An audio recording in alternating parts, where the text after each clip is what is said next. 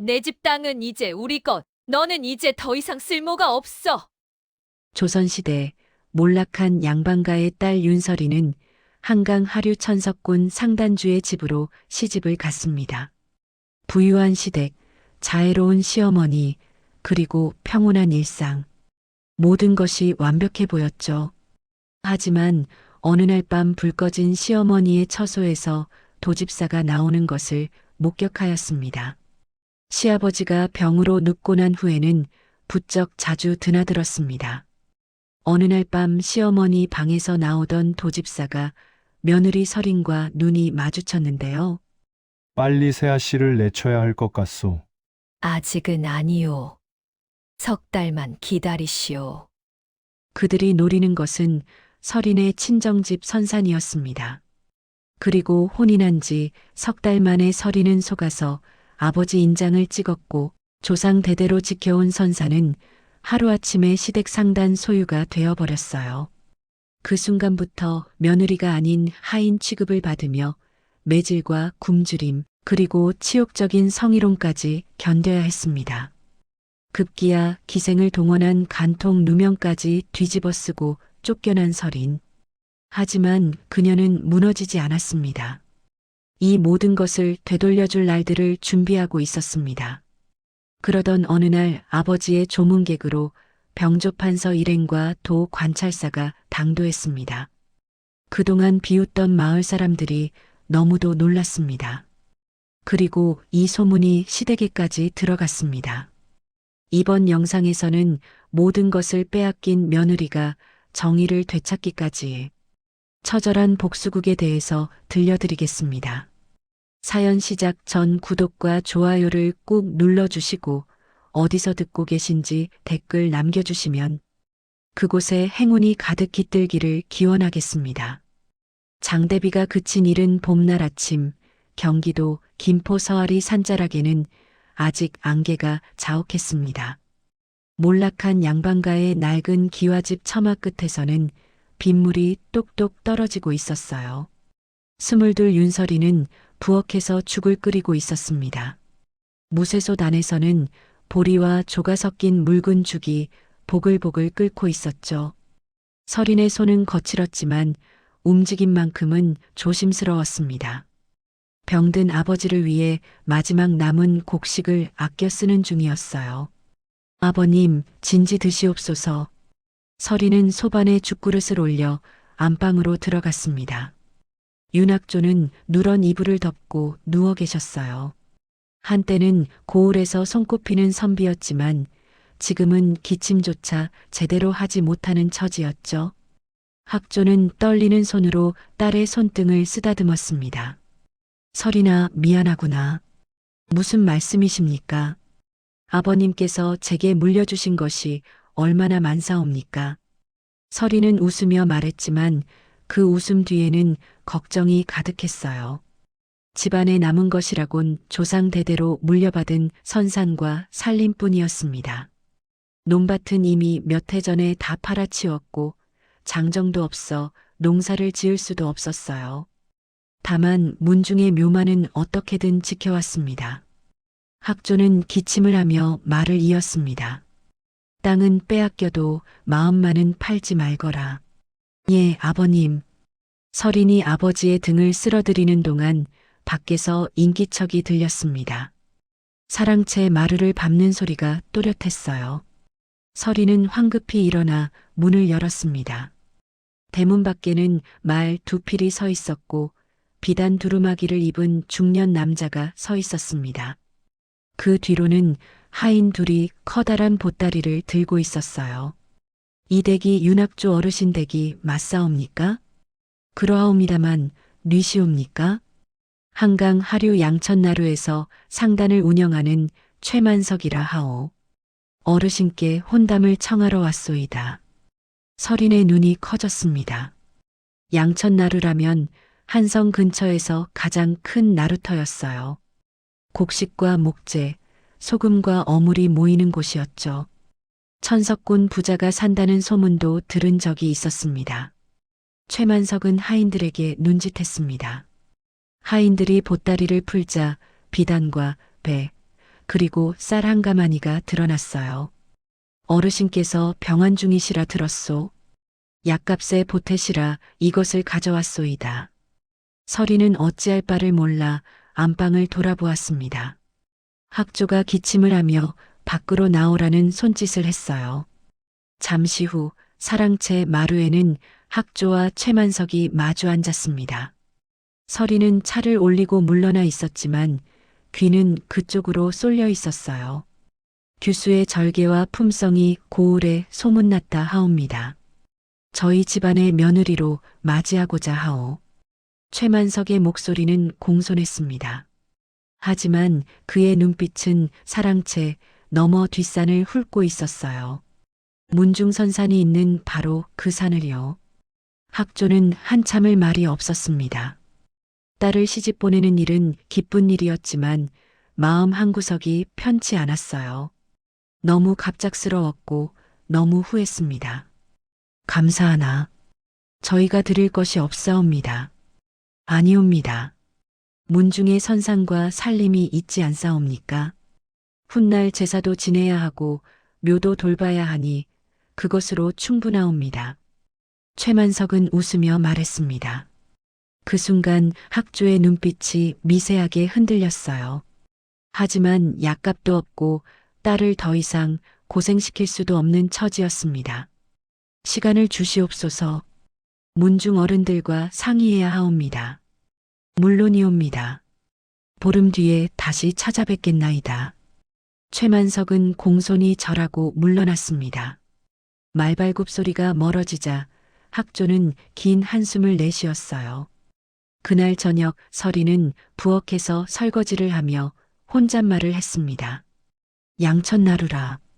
아버님 약값도 낼 수 있고 문중제사도 지킬 수 있겠구나. 하지만 가슴 한구석이 무거웠습니다. 왜인지는 알 수 없었지만 뭔가 잘못된 것 같은 기분이 들었어요. 그때 마을 어귀에서 목소리가 들렸습니다. 장터 안앞 김씨가 지나가다 소리쳤어요. 서리나 씨, 오늘 큰댁 말이 왔다면서요?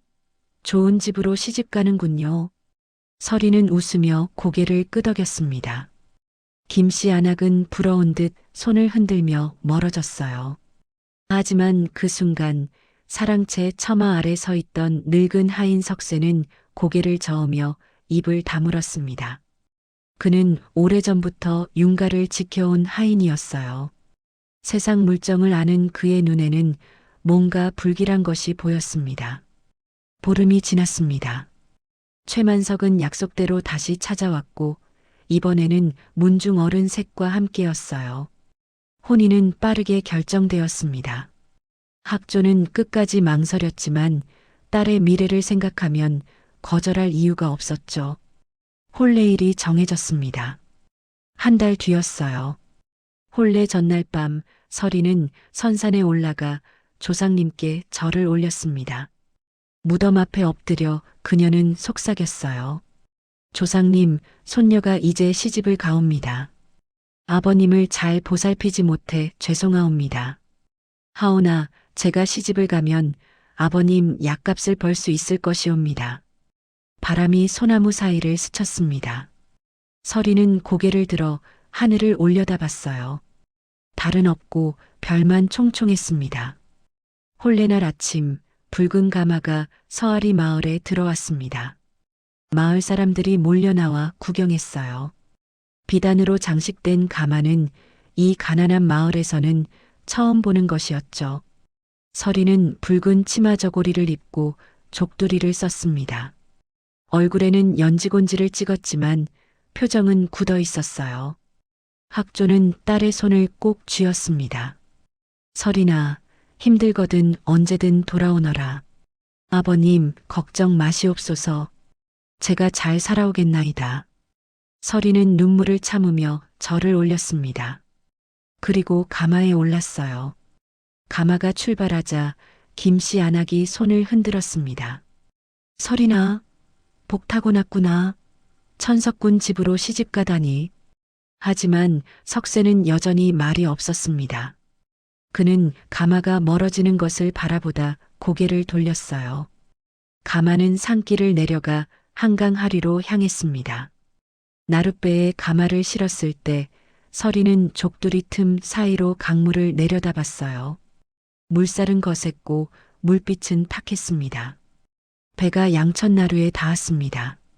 서리는 가마에서 내려 처음으로 시댁을 마주했어요. 기와집이 줄지어 서 있었고 창고가 셋이나 되었습니다.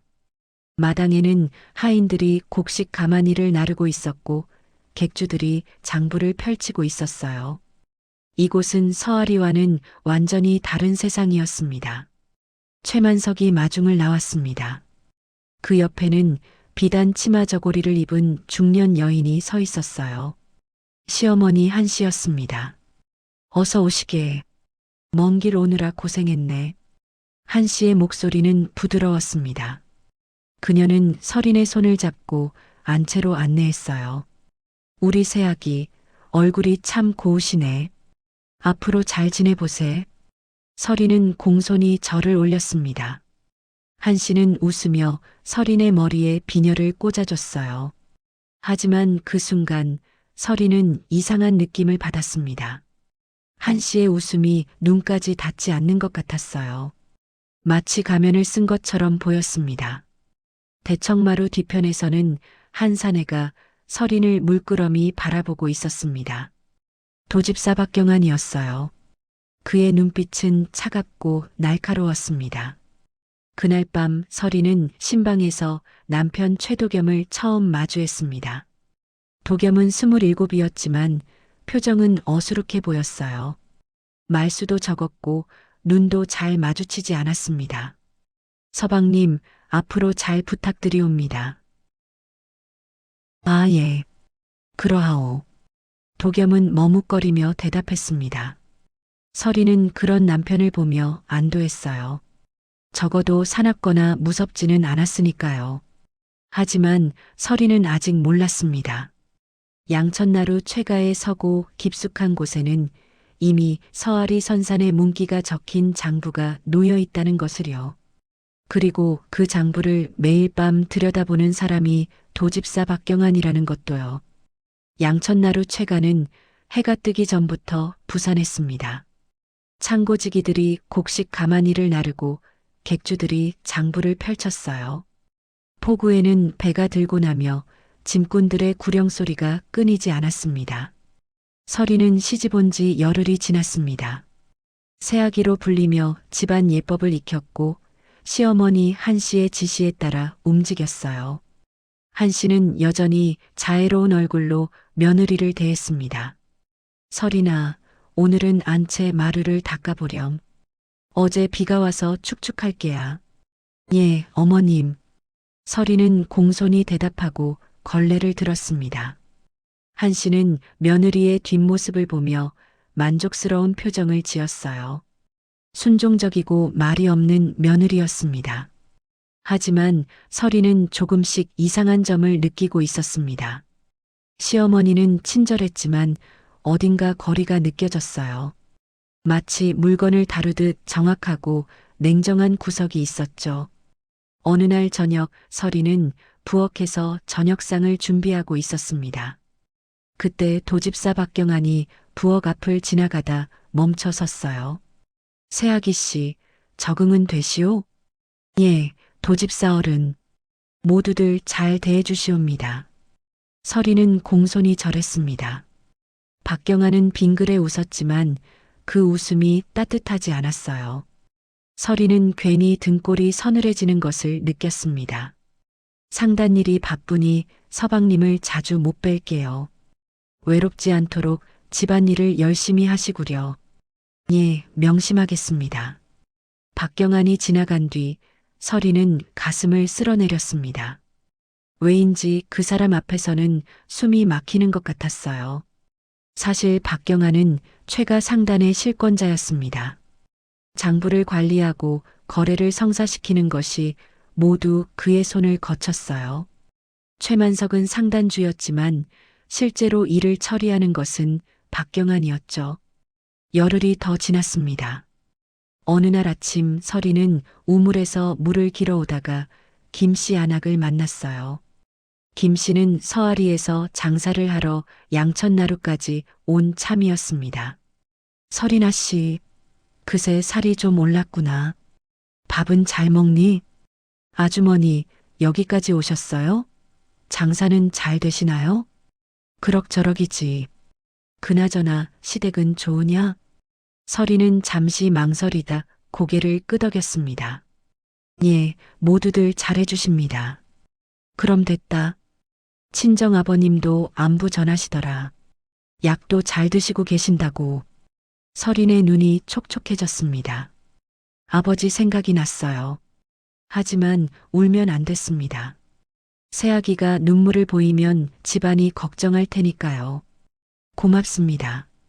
제가 다음에 친정에 갈 때 인사드리겠습니다. 김씨 안악은 설인의 손을 꼭 쥐었습니다. 그리고는 장터로 향했어요. 그날 저녁 저녁상을 차리던 설이는 이상한 소리를 들었습니다. 서고 쪽에서 문 여닫는 소리가 났어요. 밤이 깊은 시각이었는데 누가 서고를 드나들고 있었습니다. 설이는 살며시 서고 쪽으로 다가갔습니다. 문틈으로 희미한 불빛이 새어나오고 있었어요. 귀를 기울이자 낮은 목소리가 들렸습니다. 문기는 확인했소? 예, 서아리 선산 문기가 분명하옵니다. 다만 아직 문중 어른들의 인장이 필요하옵니다. 박경안의 목소리였습니다. 설인의 가슴이 철렁했어요. 선산 문기라니 그게 무슨 말일까요? 새아기가 도장을 찍으면 되지 않소? 그러하옵니다. 다만 시기를 봐야 합니다. 너무 서두르면 의심할 수 있사옵니다. 그럼 석 달쯤 뒤에 하게. 그때쯤이면 새아기도 집안에 익숙해질 테니. 설이는 숨을 죽였습니다. 무슨 말인지 정확히는 알 수 없었지만 불길한 예감이 들었어요. 그녀는 조용히 뒷걸음질 쳤습니다. 신방으로 돌아온 설이는 가슴이 두근거렸습니다. 도겸은 여전히 책상 앞에 앉아 뭔가를 적고 있었어요. 서방님. 왜 그러시오? 혹시 서고에 무슨 일이 있사옵니까? 밤늦게 사람들이 드나드는 것 같은데. 도겸의 손이 미세하게 멈췄습니다. 하지만 그는 고개를 저었어요. 상단일이 바쁜가 보오. 신경 쓰지 마시오. 설이는 더 묻지 못했습니다. 남편도 정확히는 모르는 것 같았어요. 그날 밤 설이는 잠을 이루지 못했습니다. 선산문기, 도장, 석달. 그 단어들이 머릿속을 맴돌았어요. 그날 이후 설이는 두 사람의 대화가 마음에 걸렸습니다. 그러던 중 어느 날 늦은 밤 도집사가 불 꺼진 시어머니 방에서 나오는 것을 보았습니다. 설이는 숨었습니다. 도집사는 옷깃을 여미며 사라졌습니다. 왜 이사가네 저기서? 설이는 놀란 눈으로 한동안 그 자리에서 움직이지 못했습니다. 어느 날 아침 한씨가 설인을 불렀습니다. 설인아, 오늘은 나와 함께 안채 살림을 정리하자꾸나. 예, 어머님. 설인은 한씨를 따라 안채로 갔습니다. 한씨는 장롱을 열어 보이며 설명했어요. 이것이 우리 집안 대대로 내려오는 비녀와 놀이개란다. 언젠가 내가 물려받을 것들이지. 감사합니다, 어머님. 한씨는 설인의 어깨를 가볍게 두드렸습니다. 그 손길이 따뜻해 보였지만 설인은 왠지 모를 불편함을 느꼈어요. 설인아, 너는 참 착하구나. 말도 없고 순종적이야. 우리 집 며느리로 딱이란다. 송구하옵니다, 어머님. 그런데 말이다. 한씨의 목소리가 낮아졌습니다. 친정 쪽 일은 이제 신경 쓰지 말거라. 시집온 여자는 시댁이 전부란다. 설이는 고개를 끄덕였습니다. 하지만 가슴속에서는 무언가가 불편하게 요동쳤어요. 며칠이 지났습니다. 설이는 날마다 집안일을 하며 시댁에 익숙해져 갔어요. 하지만 밤마다 서고에서 들리는 소리, 시어머니 방을 드나드는 박경안의 차가운 눈빛, 한씨의 지나친 친절. 모든 것이 마음에 걸렸습니다. 어느 날 저녁 설이는 마당을 쓸다가 늙은 하인 석세를 만났습니다. 석세는 친정에서 따라온 하인이었어요. 최가에서 허락해 함께 데려온 것이었죠. 석세, 너는 이 집이 어떠하냐? 석세는 잠시 망설이다 낮게 속삭였습니다. 새아기 씨, 조심하시옵소서. 무슨 말이오? 이 집은 겉과 속이 다른 것 같사옵니다. 설인의 눈빛이 흔들렸습니다. 석세는 더 말하지 않았지만 그 한마디만으로도 충분했어요. 그날 밤 설인은 혼자 마루에 앉아 별을 올려다봤습니다. 친정 마을에서 보던 별과 같은 별이었지만 왠지 낯설게 느껴졌어요. 안채에서는 한씨와 박경환의 그림자가 어른거리고 있었습니다. 둘은 낮은 목소리로 무언가를 의논하고 있었어요. 석 달 뒤면 충분하겠소? 그러하옵니다. 새아기는 의심이 없어 보입니다. 좋소. 서아리 선산만 손에 넣으면 우리 상단은 더 커질게요. 두 사람의 웃음소리가 밤 공기를 타고 퍼졌습니다. 하지만 설이는 그 소리를 듣지 못했어요.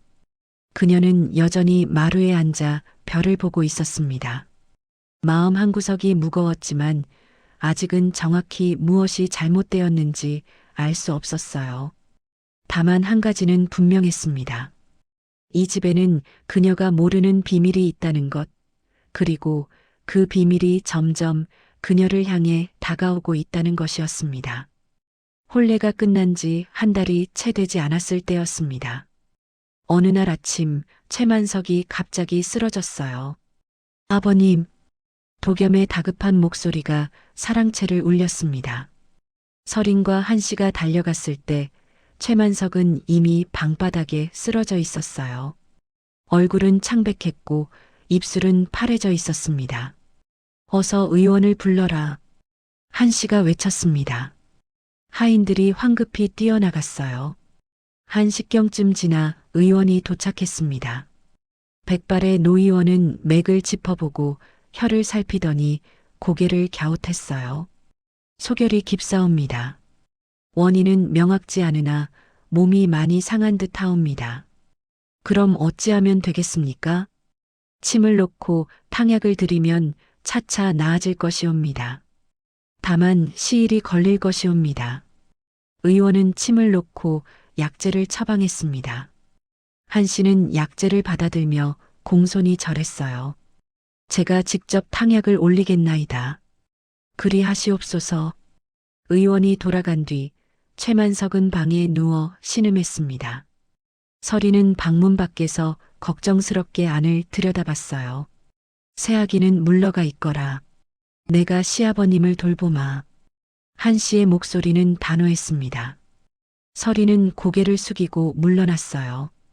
그날부터 최만석은 자리에 누웠습니다. 한씨는 날마다 약탕을 끓여 직접 올렸어요. 하지만 이상하게도 시아버지의 상태는 나아지지 않았습니다. 오히려 날이 갈수록 더 쇠약해지는 것 같았어요. 사흘째 되는 날 설이는 부엌에서 설거지를 하다가 약탕 냄새를 맡았습니다. 한씨가 약을 끓이고 있었어요. 설이는 무심코 다가가 냄새를 맡았습니다. 어머님, 약 냄새가 조금 이상한 것 같사옵니다. 무슨 소리냐? 의원이 지어준 약재란다. 한씨는 차갑게 대꾸했습니다. 설이는 더 말하지 못했어요. 하지만 약탕 속에서 나는 쓴맛이 심상치 않았습니다. 뭔가 다른 것이 섞인 것 같았어요. 최만석이 쓰러진 뒤 집안의 권력 구도가 바뀌었습니다. 상단의 모든 일은 박경환이 처리했어요. 장부를 보고 거래를 결정하고 하인들을 지휘했습니다. 한씨는 안채를 장악했습니다. 며느리 설인에게 점점 더 많은 일을 시켰어요. 새벽부터 밤늦게까지 설이는 쉴 틈이 없었습니다. 설이나 마루를 다시 닦아라. 구석에 먼지가 남았구나. 설이나 빨래가 덜 말랐다. 다시 널어라. 설이나 부엌에 쌀독이 비었다. 창고에서 가져와라. 설이는 묵묵히 시키는 대로 했습니다. 하지만 몸은 점점 지쳐갔어요. 밤이 되면 신방에 돌아와 쓰러지듯 잠들었습니다. 도겸은 여전히 어수룩해 보였습니다. 하지만 밤마다 그는 책상 앞에 앉아 뭔가를 적었어요. 서린에게 글을 배우게 되면서 서린이 잠든 후에도 상단 장부를 가져와 베껴 적고 있었습니다. 숫자를 익히고 거래 내역을 외우고 계산법을 연습했어요. 그의 손놀림은 점점 빨라졌고 글씨는 정확해졌습니다. 어느 날 밤 서린은 잠결에 깼습니다. 도겸이 여전히 책상 앞에 앉아 있었어요. 촛불 아래에서 그의 얼굴은 진지해 보였습니다. 서방님, 아직 안 주무시옵니까? 도겸은 화들짝 놀라 종이를 덮었습니다. 아, 잠이 안 와서 그러오. 무엇을 그리 열심히 쓰고 계시옵니까? 그냥 글 연습이요. 서린은 더 묻지 않았습니다. 하지만 남편이 글을 배우고 공부를 하면서 눈빛이 달라졌다는 것을 느꼈어요. 보름이 지났습니다. 최만석은 여전히 방에서 일어나지 못했어요. 한 씨는 날마다 약탕을 올렸지만 상태는 나아지지 않았습니다. 어느 날 밤 서린은 마당을 지나다 시어머니 방에서 나오는 박경환과 마주쳤습니다. 서린은 못 본 척 재빨리 자리를 피했고 박경환은 그 한참 동안 그 뒷모습을 보며 인상을 쓰고 있었습니다. 다음 날 서린은 우연히 한 씨와 박경환이 서고에서 나오는 것을 목격했습니다. 둘은 낮은 목소리로 대화하고 있었어요. 얼마나 더 걸리겠소? 석 달만 더 버티게 하면 되옵니다. 그동안 문기를 확보하면 되옵니다. 서린은 숨을 죽였습니다. 문기라는 말이 또 나왔어요. 그녀는 담장 뒤에 숨어 귀를 기울였습니다. 새아기 씨를 빨리 내쳐야 할 것 같소? 아직은 아니오. 석 달만 기다리시오. 서린의 등골이 오싹해졌어요. 그녀는 조용히 자리를 떠났습니다.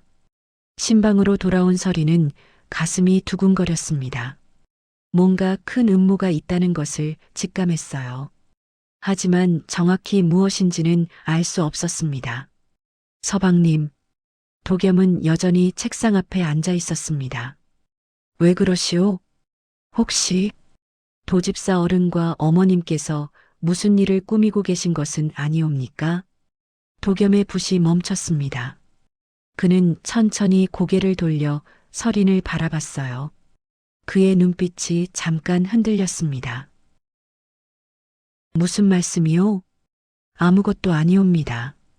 그저 마음이 불편해서. 도겸은 잠시 망설이다 입을 열었습니다. 부인, 지금은 아무 말도 하지 마시오. 예, 그냥 조용히 지내시오. 때가 되면 알게 될 것이오. 서린은 남편의 말을 이해할 수 없었습니다. 하지만 그의 목소리에는 묘한 간절함이 담겨 있었어요. 그날 밤 서린은 잠을 이루지 못했습니다. 도겸의 말이 무슨 뜻인지, 한 씨와 박경환이 꾸미는 일이 무엇인지 알 수 없는 것들이 너무 많았습니다. 다음 날 아침 한 씨가 서린을 불렀습니다. 서린아, 오늘부터는 내가 시아버님께 약탕을 올려라. 예, 제가요? 그래. 나도 집안일이 많아서 힘들구나. 내가 며느리니 당연히 해야 할 일이란다. 서린은 고개를 끄덕였습니다. 사실 안도했어요. 직접 약탕을 올리면 시아버지 상태를 확인할 수 있으니까요. 하지만 한 씨는 약재만 건넸을 뿐 직접 끓이게 하지는 않았습니다. 한 씨가 끓인 약을 서린이 올리는 것이었어요.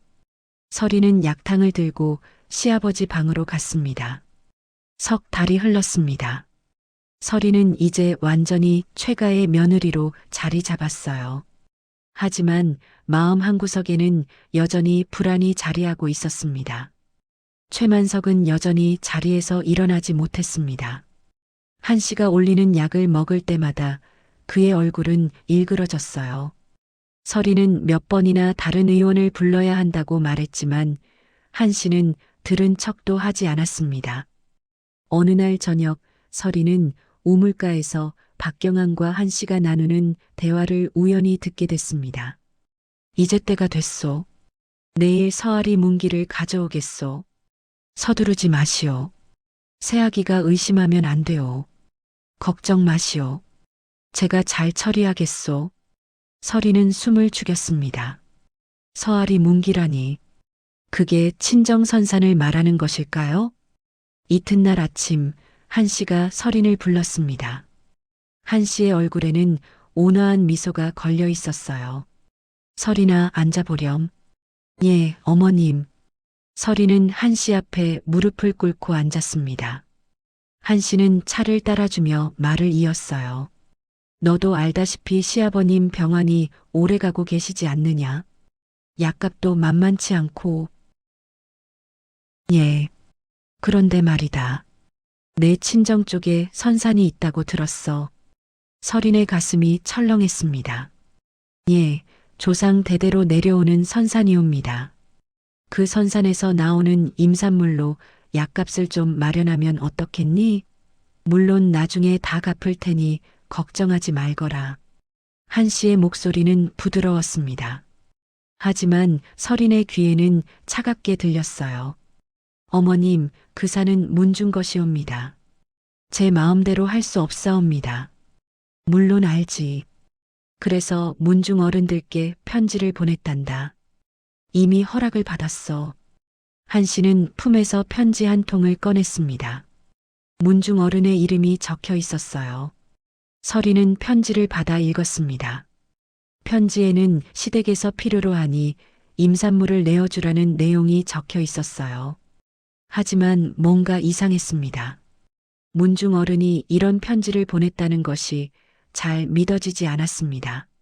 어머님, 이 편지가 정말 문중 어른께서 쓰신 것이옵니까? 한씨의 눈빛이 순간 차가워졌습니다. 하지만 곧 미소를 지었어요. 물론이지. 의심하지 말거라. 여기 친정아버지의 인장도 보내왔단다. 한씨는 위조된 친정아버지의 인장을 내밀었습니다. 서린아, 너는 이제 최가의 며느리란다. 친정보다 시댁을 먼저 생각해야 하는 거야. 서린은 더 말하지 못했습니다. 한씨의 말이 맞는 것 같기도 했고 아니기도 했어요. 그래, 좋다. 그럼 이 차용문에 도장만 찍어주렴. 형식적인 거란다. 한씨는 종이 한 장을 내밀었습니다. 차용문이었어요. 거기에는 서아리 선산의 임산물 사용 권한을 최가 상단에 맡긴다는 내용이 적혀 있었습니다. 어머님, 이것은 걱정하지 마라. 나중에 다 돌려줄 거야. 지금은 시아버님 약값이 급하단다. 서리는 차용문을 들여다봤습니다. 글자들이 춤을 추는 것 같았어요. 뭔가 잘못된 것 같았지만 정확히 무엇인지 알 수 없었습니다. 어머님, 아버님께 여쭤보고. 시아버님은 지금 정신이 혼미하시단다. 오히려 걱정만 끼칠 뿐이야. 내가 며느리로서 결정해야 해. 한씨의 목소리에는 재촉하는 기색이 역력했습니다. 서리는 떨리는 손으로 도장을 집어들었어요. 아버지 얼굴이 떠올랐습니다. 병든 아버지, 가난한 친정, 시아버지의 약값도 필요했어요. 서리는 눈을 감고 도장을 찍었습니다. 잘했어, 서리나. 한씨는 만족스럽게 웃으며 차용문을 걷었습니다. 그 순간 서리는 자신이 큰 실수를 저질렀다는 것을 직감했어요. 하지만 이미 늦었습니다. 그날 밤 서리는 신방에서 도겸을 기다렸습니다. 가슴이 답답했어요. 남편에게라도 말하고 싶었습니다. 도겸이 들어왔습니다. 그는 서린의 표정을 보고 무언가를 느낀 듯 했어요. 무슨 일이요? 서방님, 오늘 어머님께서. 서린은 차용문에 도장을 찍은 이야기를 했습니다. 도겸의 얼굴이 굳어졌어요. 그의 주먹이 떨렸습니다. 서방님, 제가 잘못한 것이옵니까? 도겸은 한참을 말이 없었습니다. 그러다 천천히 입을 열었어요. 이미 늦었소. 예. 부인, 지금은 아무 말도 하지 마시오. 그냥 참으시오. 서방님 무슨 말씀이신지. 도겸은 서린의 손을 꼭 쥐었습니다. 그의 눈빛에는 묘한 감정이 담겨 있었어요. 때가 되면 알게 될 것이오. 지금은 그저 견디시오. 서린은 남편의 말을 이해할 수 없었습니다. 하지만 그의 손에서 느껴지는 떨림만큼은 분명했어요. 사흘이 지났습니다. 어느 날 아침 박경환이 서고에서 나오며 한 씨에게 무언가를 보고했습니다. 서린은 멀리서 그 모습을 지켜봤어요. 문기 변경이 완료됐소. 이제 서아리 선사는 최가 상단 명이요. 수고했소. 한 씨는 차갑게 웃었습니다. 그 웃음을 본 서린은 온몸이 얼어붙는 것을 느꼈어요. 문기 변경? 상단 명예? 그게 무슨 말일까요? 서린은 황급히 석쇠를 불렀습니다. 석쇠, 서아리에 가서 선산이 어찌 됐는지 알아봐다오. 예, 마님. 석쇠가 다녀온 것은 나흘 뒤였습니다. 그의 얼굴은 창백했어요. 마님, 큰일이옵니다. 무슨 일이냐? 선산이 이제 최가 상단 소유로 바뀌었다 하옵니다. 문중 어른들도 어찌된 일인지 모르신답니다. 서린의 눈앞이 캄캄해졌습니다. 무릎에 힘이 풀려 주저앉았어요. 그럴 리가. 제가 도장을 찍은 것은 임산물 사용 권한이었는데 아니옵니다. 마님께서 찍으신 것은 토지 문기였사옵니다. 서린은 숨이 막혔습니다. 한 씨에게 속은 것이었어요. 차용문이 아니라 토지 양도 문서였던 것입니다. 아버님은 아시는가? 친정 어르신은 아직 모르고 계시옵니다. 하오나 곧 알게 되실 것이옵니다. 서린은 눈물이 쏟아졌습니다. 조상 대대로 지켜온 선산을 자신의 어리석음 때문에 잃은 것이에요. 아버지께 무슨 면목으로 배워야 할까요? 그날 밤 서린은 도겸에게 모든 것을 털어놨습니다. 서방님, 제가 속았사옵니다. 선산이.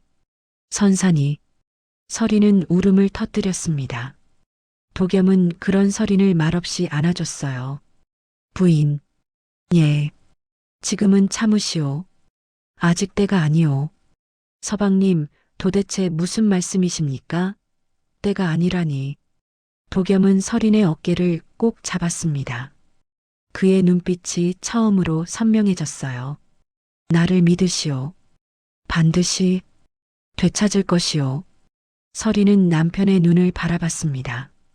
그 눈빛 속에는 자신이 한 번도 본 적 없는 무언가가 담겨 있었어요.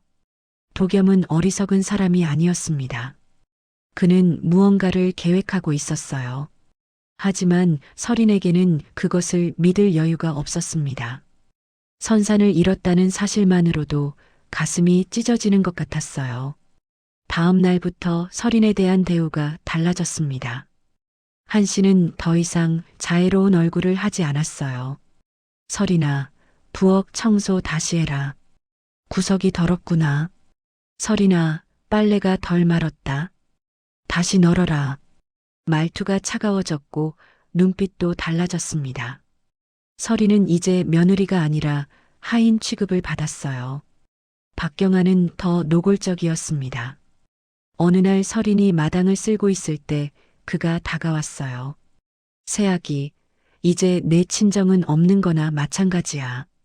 선산도 우리 것이고. 서린은 빗자루를 꽉 쥐었습니다. 손이 떨렸지만 참았어요. 빚을 갚으려면 죽어라 일해야 할 거야. 알겠나? 박경아는 비웃으며 지나갔습니다. 서린은 그 자리에 서서 눈물을 삼켰어요. 그날 밤 서린은 마루에 혼자 앉아 별을 봤습니다. 친정 선산의 소나무들이 떠올랐어요. 조상님들의 무덤, 아버지와 함께 걷던 그 길. 조상님 용서하십시오. 제가 어리석었사옵니다. 서린의 눈물이 마루 바닥에 떨어졌습니다. 하지만 울음소리는 내지 않았어요. 울음은 사치였습니다. 안채에서는 한 씨와 박경환이 술잔을 기울이고 있었습니다. 드디어 손에 넣었소. 그러하옵니다. 이제 상단은 더 커질 것이옵니다. 두 사람은 웃으며 건배했습니다. 하지만 그들은 몰랐어요. 도겸이 이미 모든 증거를 모으고 있다는 것을요. 그리고 설인이 무너지지 않고 견디고 있다는 것을요. 선산을 잃은 뒤 설인의 삶은 지옥이 되었습니다. 한 씨는 더 이상 며느리를 며느리로 대하지 않았어요. 설인아, 이게 뭐냐? 밥이 설익었구나. 한 씨는 밥그릇을 바닥에 내팽개쳤습니다. 밥알이 사방으로 튀었어요. 설이는 무릎을 꿇고 밥알을 주었습니다. 죄송하옵니다, 어머님. 죄송하긴. 밥도 제대로 못 짓는 게 무슨 며느리냐? 한 씨는 설인의 등을 발로 찼습니다. 설이는 앞으로 고꾸라졌어요. 손바닥이 바닥에 쓸려 피가 났습니다. 일어나. 다시 지어와. 예, 어머님. 설이는 떨리는 몸으로 일어났습니다.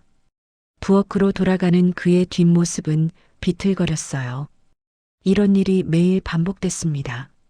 아침에는 마루를 닦고, 낮에는 빨래를 하고, 저녁에는 밥을 짓고, 조금이라도 마음에 들지 않으면 한 씨의 꾸지람이 날아왔습니다. 어느 날 저녁 설인이 안채 마루를 닦고 있을 때였습니다. 한 씨가 회초리를 들고 나타났어요. 이게 뭐냐? 구석에 먼지가 남았구나. 죄송하옵니다. 다시 닦겠사옵니다. 다시 닦긴. 내가 제대로 할 줄 아는 게 뭐가 있느냐? 한 씨는 회초리를 휘둘렀습니다. 파직? 회초리가 설인의 등을 내리쳤어요. 설인은 이를 악물고 참았습니다. 소리내지 마. 내가 잘못해놓고. 회초리가 또다시 내리쳤습니다. 한 대, 두 대, 세 대. 설인의 등에는 붉은 자국이 생겼어요. 하지만 설인은 울지 않았습니다. 울면 더 맞을 게 뻔했으니까요. 이제 알겠느냐? 내가 여기서 무엇인지. 예, 어머님. 너는 우리 집에 빚을 진 사람이야. 선산을 팔아먹은 주제에 며느리 행세를 하려 들어. 설이는 고개를 숙였습니다. 가슴이 찢어지는 것 같았지만 참았어요. 한 씨가 가고 난 뒤 석쇠가 조용히 다가왔습니다. 마님, 괜찮네, 석쇠. 신경 쓰지 마라. 상처에 약을 바르셔야 하옵니다. 됐네, 이 정도는 아무것도 아니야. 설이는 웃으며 말했지만 목소리는 떨리고 있었어요. 며칠 뒤 더 끔찍한 일이 벌어졌습니다. 박경환이 설인을 불렀어요. 새아기 씨, 창고에 곡식 가마니를 옮겨야 하네. 따라오시게. 설이는 박경환을 따라 창고로 갔습니다. 창고 안은 어둡고 음침했어요. 박경환이 문을 닫았습니다. 새아기 씨. 박경환의 목소리가 낮아졌습니다. 설이는 본능적으로 뒷걸음질 쳤어요. 도집사 어른, 곡식은 어디 있사옵니까? 곡식? 그런 건 없네. 박경환이 다가왔습니다. 그의 눈빛이 이상했어요. 새아기 씨, 요즘 외롭지 않소? 서방님은 맨날 밖에만 계시니. 도집사 어른 무슨 말씀을. 이리 오시게. 내가 위로해드리지. 박경환이 설인의 팔을 잡았습니다. 설인은 팔을 뿌리쳤어요. 놓으시오. 어허, 왜 그러시나? 우리 사이에. 저리 비키시오. 설인은 있는 힘을 다해 박경환을 밀쳤습니다.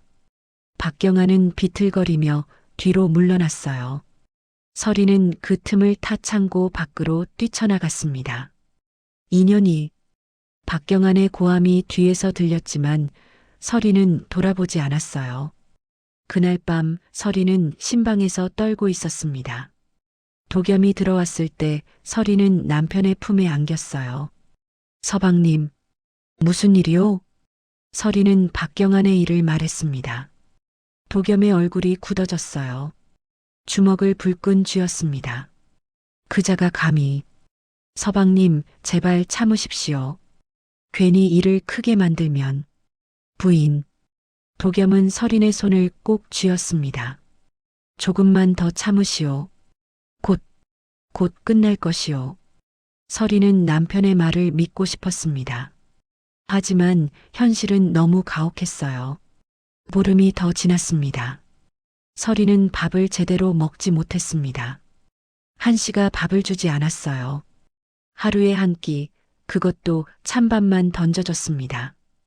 빚쟁이 주제에 따뜻한 밥을 팔아 이거나 먹어라. 설이는 찬밥을 받아들고 눈물을 삼켰습니다. 배는 고팠지만 울 수는 없었어요. 어느 날 김씨 안악이 장터에서 설인의 소식을 들었습니다. 새아기 씨가 맞아 죽겠다던데. 그러게 말이야. 부잣집이라고 좋은 줄만 알았는데. 불쌍한 것. 김씨 안악은 몰래 최가를 찾아갔습니다. 하지만 문지기가 막았어요. 새아기 씨를 만나고 싶소이다. 안 돼요. 주인마님께서 외부인 접촉을 금하셨소. 김씨 안악은 발길을 돌릴 수밖에 없었습니다. 돌아가는 그의 눈에는 눈물이 고여 있었어요. 그 무렵 박경환과 한씨는 더 큰 음모를 꾸미고 있었습니다. 이제 새아기 씨를 내쳐야 하오. 무슨 수로? 간통 누명을 씌우면 돼요. 간통? 한씨의 눈이 반짝였습니다. 좋은 생각이요. 어차피 선산도 손에 넣었으니 이제 새아기는 필요 없소. 제가 기생 하나를 섭외하겠소. 박경환은 기생 정년비를 불렀습니다. 정년비는 28배 기생이었어요. 정년비, 내게 부탁할 일이 있다. 무엇이옵니까? 도집사얼은? 최가 며느리가 너의 동생이 미래를 한 것처럼 꾸며야 한다. 정년비의 얼굴이 창백해졌습니다. 도집사얼은 그것은 거절하면 내 동생은 끝이다. 알겠느냐? 박경환은 차갑게 협박했습니다. 정년비의 동생은 박경환에게 빚을 지고 있었어요. 알겠사옵니다. 정년비는 떨리는 목소리로 대답했습니다. 사흘 뒤 밤이었습니다. 설이는 부엌에서 설거지를 하고 있었어요. 그때 누군가 다가왔습니다. 새아기 씨? 돌아보니 낯선 여인과 젊은 남성이 서 있었습니다. 비단 치마를 입은 기생과 그녀의 동생이었어요. 뉘시옵니까? 저는 정년비라 하옵니다. 새아기 씨께 드릴 말씀이. 정년비는 떨리는 목소리로 말했습니다. 그때 정년비의 남동생이 한 발 다가서며 인사했습니다. 저는 정년비에. 하지만 그 순간 박경환이 나타났어요. 저기 있구나. 새아기 씨가 기생의 동생이 미래하고 있다. 예. 설이는 어리둥절했습니다. 무슨 소리인지 알 수 없었어요. 모두들 나와 보시오. 며느리가 간통하고 있소. 박경환의 고함에 하인들이 몰려왔습니다. 한씨도 나타났어요. 이게 무슨 일이냐? 새아기가 기생 정년비의 남동생과 수상한 관계였사옵니다. 뭐라고? 한씨는 놀란 척했지만 눈빛은 차가웠습니다. 아니옵니다. 저는 이 사람들은 처음 봤사옵니다. 설이는 억울하게 소리쳤습니다. 하지만 정년비는 고개를 숙인 채 말이 없었어요. 정년비, 사실대로 말해라. 박경환이 다그쳤습니다. 정년비는 떨리는 목소리로 말했어요. 새아기 씨와 제 동생은 아니옵니다. 거짓말이옵니다. 설이는 울부짖었습니다. 하지만 아무도 믿지 않았어요. 한씨는 차갑게 선언했습니다. 설인, 너는 이 집안의 명예를 더럽혔다. 당장 나가거라. 어머님, 제발. 저는 아무 잘못도. 닥쳐라. 간통한 며느리를 어찌 두겠느냐. 설이는 무릎을 꿇고 빌었습니다. 하지만 한씨는 돌아서 버렸어요. 내일 아침까지 짐을 싸서 나가거라. 안 그러면 관아에 고발해서 고초를 겪게 하겠다. 서리는 그 자리에 주저앉았습니다. 억울했지만 어쩔 수 없었어요. 간통 누명을 쓰면 친정 아버지까지 욕을 먹게 됩니다. 신방으로 돌아온 서리는 도겸을 기다렸습니다. 도겸이 들어왔을 때 서리는 울며 매달렸어요. 서방님, 저는 정말 아무 잘못이 없사옵니다. 제발 믿어주십시오. 도겸은 서린을 안았습니다. 그의 눈에도 눈물이 고여 있었어요. 나는 믿소. 그럼 어머님께 말씀해 주십시오. 지금은 안 돼요. 왜이옵니까? 서방님께서 말씀하시면. 부인. 도겸은 서린의 어깨를 붙잡았습니다. 지금은 말하지 마시오. 그냥 나가시오. 서방님, 반드시 내가 찾아가겠소. 조금만 참으시오. 도겸의 목소리는 떨리고 있었습니다. 서리는 남편의 눈을 바라봤어요. 그 눈 속에는 무언가 단단한 결의가 담겨 있었습니다. 다음 날 아침, 서리는 보따리를 꾸렸습니다. 가져갈 것이 거의 없었어요. 석세가 몰래 와서 도와줬습니다. 마님, 제가 모신 돈이 조금 있사옵니다. 가지고 가십시오. 석세, 그리고 친정으로 가지 마시옵소서. 어르신께서 아시면 슬퍼하실 것이옵니다. 서리는 고개를 끄덕였습니다.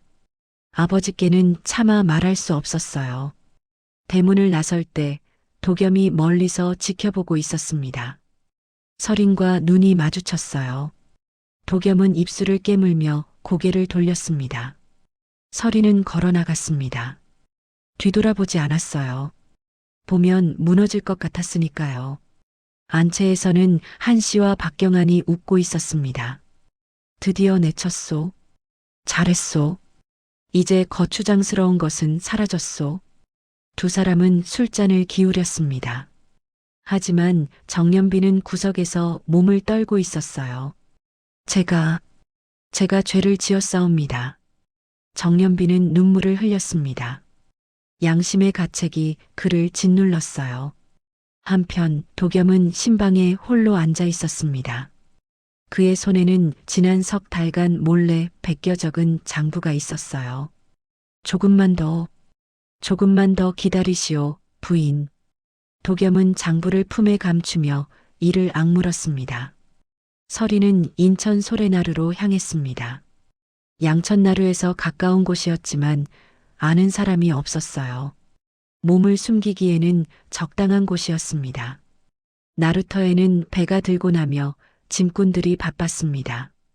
서리는 보따리를 내려놓고 주위를 둘러봤어요. 장터가 보였습니다. 여기서 살아야 하는구나. 서리는 작은 움막 하나를 빌렸습니다. 석세가 준 돈으로 간신히 한 달치 쇳돈을 냈어요. 움막은 좁고 습했지만 어쩔 수 없었습니다. 이튿날 서리는 장터로 나갔습니다. 두부와 나무를 파는 좌판 앞에서 일손을 구한다는 말을 들었어요. 제가 하겠사옵니다. 니시오? 좌판 주인은 중년 여인이었습니다. 서린을 위아래로 훑어보더니 고개를 끄덕였어요. 손이 곱긴 하지만 뭐 일이야 배우면 되겠지. 내일부터 나오시오.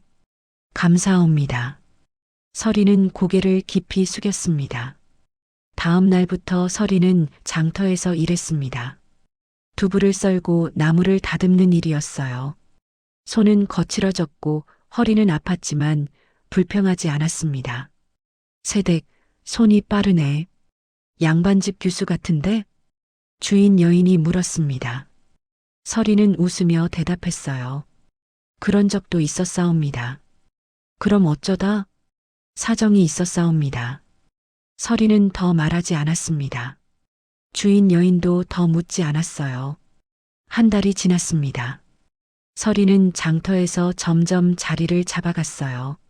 손님들이 서린을 찾기 시작했습니다. 이 댁은 두부가 신선하고 양을 속이지 않아.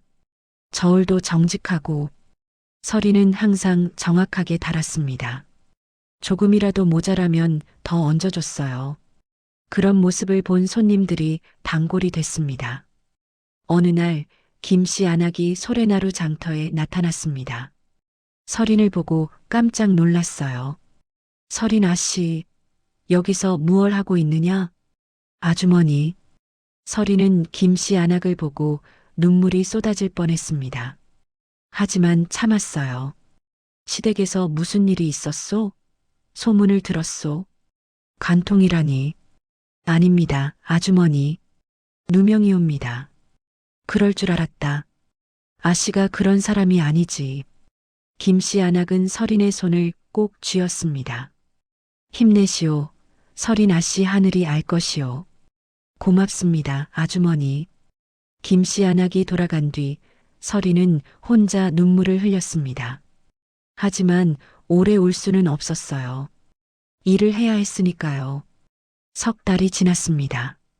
설인은 이제 좌판 주인의 믿음을 받았어요. 주인은 설인에게 장부 관리를 맡겼습니다. 세댁, 그를 아는 게 어디냐? 이제 장부는 내가 맡아라. 예, 주인마님. 설인은 장부를 정리 방법을 익혔습니다. 시댁에서 배운 것은 아니었지만 머리가 좋았어요. 금방 익혔습니다. 어느 날 객주 주인이 설인을 찾아왔습니다. 세댁, 우리 객주에서 두부를 사고 싶소. 얼마나 공급할 수 있소? 하루에 20모까지 가능하옵니다. 가격은? 한 모에 다푼이옵니다. 객주 주인은 고개를 끄덕였습니다. 좋소. 내일부터 공급해 주시오. 설인은 절을 했습니다. 첫 거래였어요. 그날 밤 설인은 움막에서 웃었습니다. 드디어 제대로 된 장사가 시작되는 것이었어요. 반년이 지났습니다. 설인은 작은 상단을 차렸습니다. 두부만 파는 것이 아니라 나물과 젓갈도 취급했어요. 품꾼 둘을 고용했고 객주와의 거래도 늘었습니다. 세댁은 참 대단하오. 어떻게 이렇게 빨리 상단을 키웠소? 객주 주인이 감탄했습니다. 설인은 웃으며 대답했어요. 정직하게 하면 손님이 알아주십니다. 그 말이 맞소. 설인의 상단은 사람을 살리는 장사로 소문났습니다. 비싸게 받지 않고 속이지 않고 외상도 쳐줬어요. 가난한 사람들이 설인을 찾았습니다. 어느 겨울날 눈이 내렸습니다. 설인은 움막에서 장부를 정리하고 있었어요. 그때 문 밖에서 기침 소리가 들렸습니다. 누구시옵니까? 문을 열자 석쇠가 서 있었습니다. 그의 손에는 보따리가 있었어요. 석쇠, 어찌 여기를? 새아기, 친정 어르신을 모셔왔사옵니다. 설인의 가슴이 철렁했습니다. 석쇠 뒤에는 윤학조가 지팡이를 짚고 서 있었어요. 얼굴은 더 수척해졌지만 눈빛만은 살아있었습니다. 아버님, 설인은 달려가 아버지를 부축했습니다. 윤학조는 딸의 얼굴을 쓰다듬었어요. 설인아, 고생이 많았구나. 아버님, 왜 오셨나이까? 제가 찾아뵈려 했는데 선산이 없어졌다는 소식을 들었다. 내가 속았다지? 설인은 고개를 숙였습니다. 눈물이 쏟아졌어요. 죄송하옵니다, 아버님. 제가 어리석었사옵니다. 아니다. 내 잘못이 아니야. 윤학조는 딸을 안았습니다. 설인은 아버지 품에서 울었어요. 그날부터 윤학조는 설인과 함께 살았습니다. 움막은 좁았지만 둘은 행복했어요. 설인아, 내가 이렇게 장사를 잘할 줄은 몰랐구나. 아버님께서 가르쳐 주신 덕이옵니다. 내가 뭘 가르쳤느냐? 정직과 절개를 가르쳐 주셨사옵니다. 윤학조는 딸의 손을 쥐었습니다. 그의 눈에는 눈물이 고여 있었어요. 설인아, 그것만 잃지 않으면 된다. 땅은 잃어도 마음은 지켜야 한다. 예, 아버님. 1년이 지났습니다. 설인의 상단은 소래나루에서 손꼽히는 곳이 됐어요. 객주들이 설인을 찾았고 장터 사람들이 존경했습니다. 어느 봄날 김씨 안악이 다시 찾아왔습니다. 서리나 씨, 자네 소문이 양천나루까지 들렸다. 예, 사람을 살리는 장사꾼이라고 모두들 칭찬하더라. 서리는 웃었습니다. 처음으로 진심으로 웃는 것 같았어요. 아주머니, 저는 그저 할 일을 했을 뿐이옵니다. 아니에요. 아씨는 대단한 분이에요. 김씨 안악은 서린의 손을 꼭 쥐었습니다. 그날 밤 서린은 아버지와 마주 앉아 차를 마셨습니다. 서린아, 행복하냐? 예, 아버님. 비록 가난하지만 마음만은 편안하옵니다. 그것으로 됐다. 윤학조는 웃었습니다. 하지만 그의 기침은 점점 깊어지고 있었어요. 다음 날 아침 윤학조가 쓰러졌습니다. 서리는 급히 의원을 불렀어요. 폐가 많이 상했사옵니다. 약을 쓰면 조금은 버티실 수 있을 것이옵니다. 제발, 제발 살려주십시오. 서리는 의원에게 빌었습니다. 의원은 약재를 처방했고 서리는 있는 돈을 다 털어 약을 샀어요. 그날 밤 윤학조는 딸의 손을 쥐었습니다. 서리나, 예, 아버님. 사람한다오. 그것만으로 충분하다. 아버님, 무슨 말씀이십니까? 저는 아버님과 함께. 아니다. 너는 더 살아야 한다. 윤학조의 목소리는 떨리고 있었습니다. 서리는 아버지의 손을 꼭 쥐었어요. 예, 아버님. 살겠사옵니다. 반드시 잘 살겠사옵니다. 윤학조는 웃었습니다. 그리고 천천히 눈을 감았어요. 서리는 그날 밤 내내 아버지 곁을 지켰습니다. 눈물을 흘리며 말했어요. 아버님, 저는 반드시 이 억울함을 풀겠사옵니다. 그리고 선산을 되찾겠사옵니다. 밖에서는 눈이 내리고 있었습니다. 하얀 눈이 세상을 덮었어요. 서리는 아버지 영정 앞에 절을 올렸습니다. 윤학조가 세상을 떠난 지 석 달이 지났어요. 서리는 아버지를 소래나루 뒷산에 모셨습니다. 소래나루에 고관대작들과 도 관찰사의 행차가 있었습니다. 서린의 아버지의 제자였던 대감들이 서린을 찾아왔습니다. 아버지의 부고를 왜 알리지 않았느냐? 관찰사가 물었습니다. 고향도 아니고 객지에서 홀로 살면서 경황이 없었겠지. 관찰사와 동행한 병조판서 김대감이 말했습니다. 일행은 윤학조의 산소를 찾아 조문을 한 뒤 서린의 집에서 마주 앉았습니다. 서린아, 너는 너무 어려서 우리를 기억하지 못하겠구나. 관찰사가 차를 마시며 말했습니다. 예, 저는 기억이. 그래, 우리가 무심했다. 스승님이 가신 줄도 모르고. 병조판서 김대감의 한숨을 쉬며 말했습니다. 이제라도 우리가 도울 일이 있으면 연통을 하거라. 관찰사가 말했습니다. 그렇지 않아도 관찰사 나리 좀 살펴주셔야 할 일이 있습니다. 서리는 그동안의 과정과 사건을 소상히 설명하였습니다. 관찰사와 병판은 너무도 놀라고 분노했습니다. 병판, 이거는 관찰사인 내가 살펴야 하는 일인 것 같소. 내게 맡겨주시오. 그럽시다, 대감. 그래도 내가 도울 일 있으면 연통을 주시오. 그러지요. 이렇게 조문 온 병판 대감과 관찰사가 돌아갔습니다. 소래나루의 사람들은 이 엄청난 조문에 대하여 수군거리기 시작했습니다. 그동안 장사를 하고 있으니 비웃고 있었던 사람도 많았습니다. 하지만 병조판서와 관찰사가 조문 오자 모두가 놀랐습니다. 이제야 바라보는 시선이 달라졌습니다. 현감과 시댁이 있는 양천 나루터에도 소문이 갔습니다. 이정원은 도 가명으로 돌아가서 형방의 관리에게 명령했습니다. 포조를 데리고 양천 나루로 가라. 최가 상단의 문서와 장부를 압수하라. 예, 관찰사 대감. 이틀 뒤 포졸들이 돌아왔습니다. 그들은 최가의 문서와 장부를 가득 가져왔어요. 대감, 서고에서 이것들을 찾았사옵니다. 수고했다.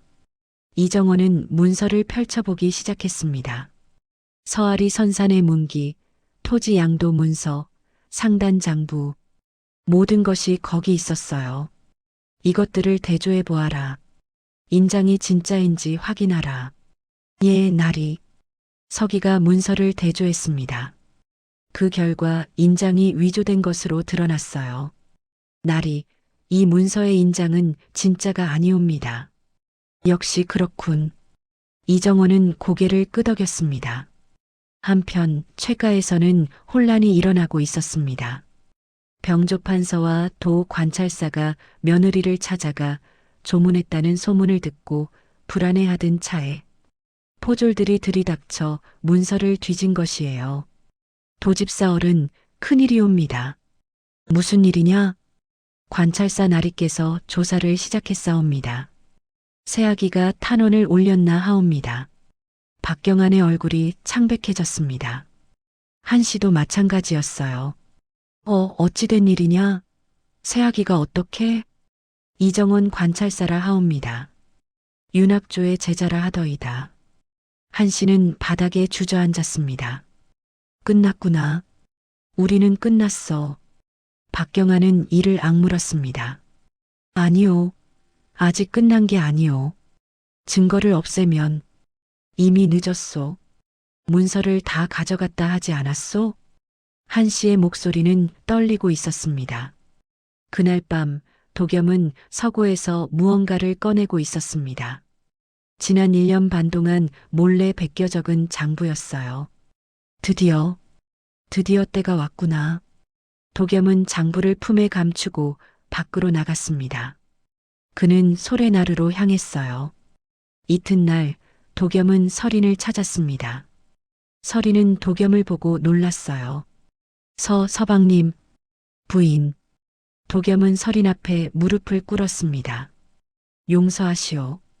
그동안 당신을 지키지 못해 죄송하오. 서방님 무슨 말씀을.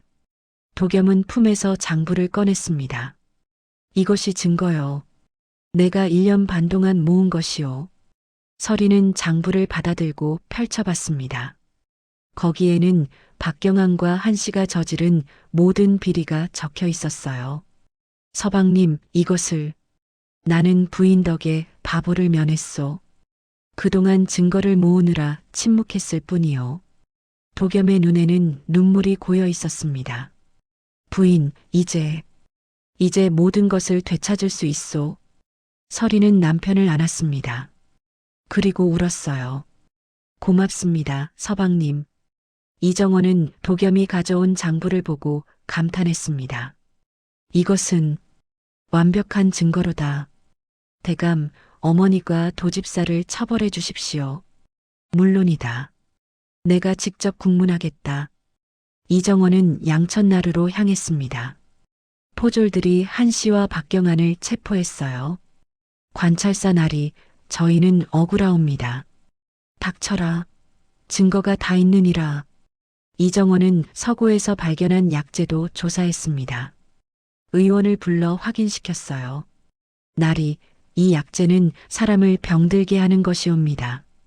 역시 그렇군. 이정원은 한씨를 노려봤습니다. 내가 남편을 독살하려 했구나. 아니옵니다. 증거가 있느니라. 최만석도 조사를 받았습니다. 그는 한씨가 준 약을 끊은 뒤 조금씩 회복되고 있었어요. 나리, 저는 아무것도 몰랐사옵니다. 알았다. 너는 피해자이니 걱정하지 마라. 이정원은 최만석을 위로했습니다. 그날 밤 서린은 도겸과 함께 앉아 있었습니다.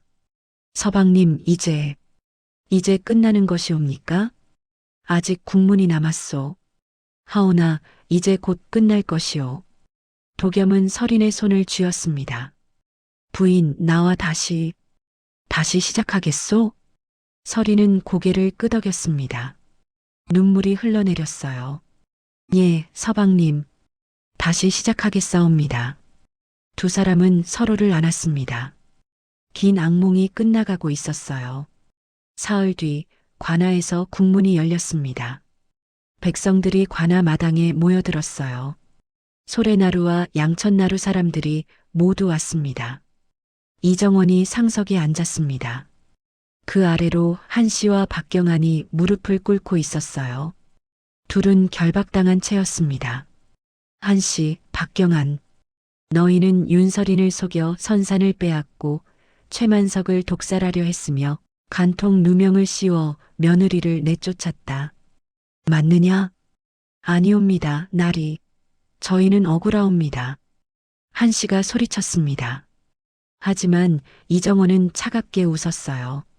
증거가 있느니라. 이정원은 서기에게 명령했습니다. 문서를 가져오너라. 서기가 서아리 선산의 문기를 가져왔습니다. 이정원은 문기를 들어보이며 말했어요. 이 문기의 인장은 위조된 것이다. 감정 결과가 나왔느니라. 그럴 리가. 한씨의 얼굴이 창백해졌습니다. 또한 약재도 조사했다. 최만석을 병들게 하려고 일부러 해로운 약을 섞었구나. 아니옵니다. 의원의 증언이 있느니라. 이정원은 의원을 불렀습니다. 노 의원이 앞으로 나왔어요. 날이 제가 조사한 바로는 그 약재는 사람을 서서히 약하게 만드는 것이옵니다. 들었느냐? 이것이 증거니라. 한씨는 바닥에 엎드렸습니다. 박경환도 고개를 떨구었어요. 그리고 간통 누명도 거짓이었다. 정연비를 불러오너라. 정연비가 떨리며 앞으로 나왔습니다. 그녀는 무릎을 꿇고 울먹였어요. 날이 제가 거짓 증언을 했사옵니다. 무슨 까닭이냐? 박경환이 제 동생을 협박했사옵니다. 빚을 미끼로. 정연비는 눈물을 흘리며 모든 것을 고백했습니다. 백성들이 술렁였어요. 저 악당들, 며느리를 그렇게 괴롭혔구나. 분노의 목소리가 터져 나왔습니다. 이정원은 손을 들어 조용히 시켰어요. 마지막으로 결정적 증거가 있다. 이정원은 도겸을 불렀습니다. 도겸이 장부를 들고 앞으로 나왔어요. 이 사람은 누구냐? 최만석의 아들 최도겸이옵니다. 최도겸, 내가 가진 것이 무엇이냐? 상단 장부옵니다, 나리. 지난 1년 반 동안 제가 몰래 베껴 적은 것이옵니다. 백성들이 웅성거렸습니다. 도겸이 글을 안다니? 도겸은 장부를 펼쳤습니다. 이 장부에는 박경환과 계목께서 저지른 모든 비리가 적혀 있사옵니다. 곡식 횡령, 문서 위조, 불법 거래, 모든 것이 기록되어 있사옵니다. 이정원은 장부를 받아 읽기 시작했습니다. 한 장, 두 장, 읽을수록 그의 얼굴이 굳어졌어요. 이것은 완벽한 증거로다. 이정원은 도겸을 바라봤습니다. 내가 어찌 이런 일을 할 수 있었느냐? 저는 제 아내의 가르침으로 바보를 면했습니다. 제 아내는 밤마다 저에게 글을 가르치고 장부를 익히게 했사옵니다. 그럼 왜 진작 말하지 않았느냐? 증거가 부족했사옵니다. 확실한 증거를 모으기 전에는 제 아내가 더 위험해질까 두려웠사옵니다. 도겸의 목소리는 떨리고 있었습니다. 백성들은 숙연해졌어요. 이정원은 고개를 끄덕였습니다. 훌륭하도다. 내가 진정한 남편이로구나. 도겸은 서린을 바라봤습니다. 서린도 눈물을 흘리며 남편을 바라봤어요. 이정원은 판결을 내렸습니다. 한씨와 박경환은 사기, 문서 위조, 독살 미수, 무고의 죄로 하옥하라. 한양으로 압송하여 국법에 의거 처벌할 것이다. 날이 살려주십시오. 한씨가 울부짖었지만 이정원은 단호했습니다. 닥쳐라. 이뿐이 아니다. 너희들이 불륜을 저지른 죄에 대한 진술과 증자들도 차고 넘친다. 법은 공정하다. 지금까지 나온 것만로도 능지처참해야 할 죄인이라. 포졸들이 한씨와 박경환을 끌고 갔습니다. 백성들은 박수를 쳤어요. 사필귀정이로다. 하늘이 보고 계셨구나. 이정원은 서린을 불렀습니다. 윤서린, 앞으로 나오너라. 서리는 무릎을 꿇고 절했습니다. 서아리 선사는 원래 주인에게 돌려주노라. 문기를 돌려받거라. 고맙사옵니다, 대감. 서리는 눈물을 흘렸습니다. 백성들도 함께 기뻐했어요. 그리고 최도겸, 예, 나리. 내가 진정한 효자이자 남편이로다. 앞으로 상단을 잘 운영하거라. 명심하겠사옵니다. 도겸은 깊이 절했습니다. 이정호는 최만석도 불렀습니다. 최만석은 많이 회복된 상태였어요. 최만석, 내가 비록 속았다 하나 관리를 소홀히 한 잘못이 있느니라. 하나 며느리와 아들이 훌륭하니 용서하노라. 황송하옵니다, 나리. 제가 잘못했사옵니다. 최만석은 서린 앞에 무릎을 꿇었습니다. 며느리 용서하거라. 내가 너를 지키지 못했구나. 최만석은 서린의 발을 잡으며 눈물을 흘렸습니다. 서린도 울었어요. 아버님, 이제 다 지났사옵니다. 고맙다, 며느리야. 두 사람은 서로를 껴안았습니다. 도겸도 함께 안았어요. 세 사람은 눈물을 흘렸습니다. 국문이 끝난 뒤 서린과 도겸은 소래나루로 돌아왔습니다. 그들은 윤학조의 무덤 앞에 섰어요. 아버님, 이제 모든 것을 되찾았사옵니다. 서린은 무덤에 절을 올렸습니다. 도겸도 함께 절했어요. 장인어른, 제가 늦었사옵니다. 하오나 이제 아내를 평생 지키겠사옵니다. 바람이 소나무 사이를 스쳤습니다. 마치 윤학조가 대답하는 것 같았어요. 며칠 뒤 서린과 도겸은 양천나루로 돌아갔습니다. 최만석이 기다리고 있었어요. 며느리, 아들아. 이제 우리 다시 시작하자. 예, 아버님. 세 사람은 상단을 새로 꾸렸습니다. 이름은 의상단이었어요. 의로운 상단이라는 뜻이었습니다. 우리는 사람을 살리는 장사를 하겠습니다. 서린의 말에 도겸과 최만석이 고개를 끄덕였습니다. 의상단은 곧 유명해졌습니다. 정직하고 공정한 장사로 소문났어요. 가난한 사람들을 도왔고 어려운 이들에게 외상도 쳐줬습니다. 1년이 지났습니다. 어느 봄날 서린은 서아리 선산을 찾아갔어요. 도겸과 함께였습니다. 선산의 소나무는 여전히 푸르렀습니다. 조상님들의 무덤도 그대로였어요.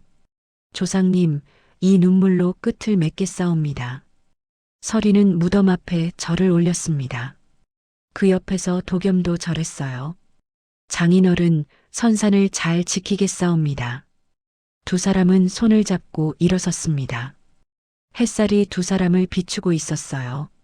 멀리서 김씨 안악과 석쇠가 지켜보고 있었습니다. 새아기 씨가 드디어 웃는구나. 그러하옵니다. 이제 정말 끝난 것이옵니다. 두 사람도 웃었습니다. 양천나루 의상단은 훗날 조선 최고의 상단이 됐습니다. 서린과 도겸은 평생 정직하게 장사를 했고 많은 사람을 도왔어요. 사람들은 말했습니다. 탐욕은 무너지고 눈물은 길이 된다. 의로운 사람은 결국 승리한다. 그리고 서린의 이야기는 오랫동안 전해졌습니다. 억울함을 참고 견디다 결국 정의를 찾은 여인의 이야기로요.